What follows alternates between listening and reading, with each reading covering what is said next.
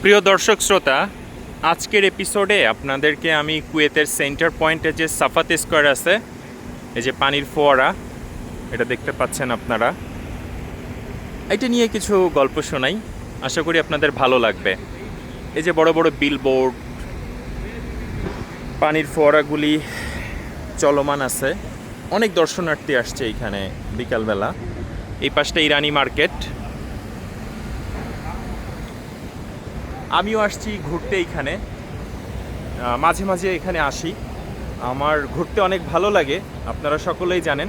চেষ্টা করি আমার এই ঘোরা, আমার কথা বলাগুলি একটু বড় কোলাবোরেশনে আপনাদের সঙ্গে শেয়ার করার জন্য। আশা করি আপনাদের খারাপ লাগবে না। এই সাইটেশন বা লেখাগুলি আসলে আরবিতে, ইংলিশেও আছে, আমি এই পাশে দেখানোর চেষ্টা করি।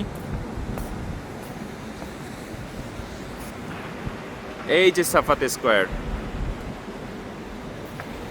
Safat Square.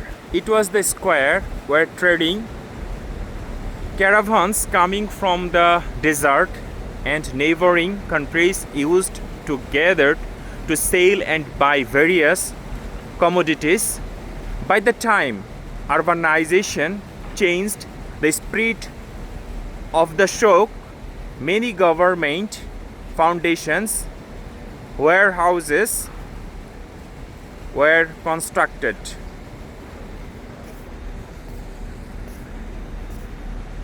এই পাশে যে একটা সুন্দর আদলে একটা বিল্ডিং দেখতেছেন বড়, এটা একটা রেস্টুরেন্ট মূলত।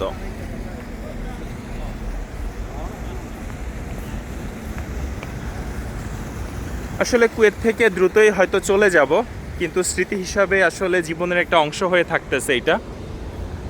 বারবার হয়তো এখানে আসা হবে না, কিন্তু এই স্মৃতিগুলি জীবনের সঙ্গে মিশে আছে।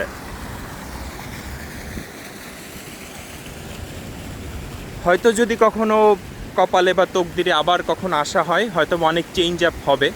কারণ একটা কান্ট্রির ক্যাপিটাল বা রাজধানী সবসময় পরিবর্তনশীল, স্ট্রাকচারগত অবকাঠামো বা বিভিন্ন যে কারিকুলাম দিয়ে সাজানো হয়, তখন হয়তো এই মেমোরিগুলি আমার কাছে অনেক ভালো লাগবে, যে আমি হয়তো এখানে ছিলাম, দেখছি, সত্যি অনেক ভালো লাগবে তখন।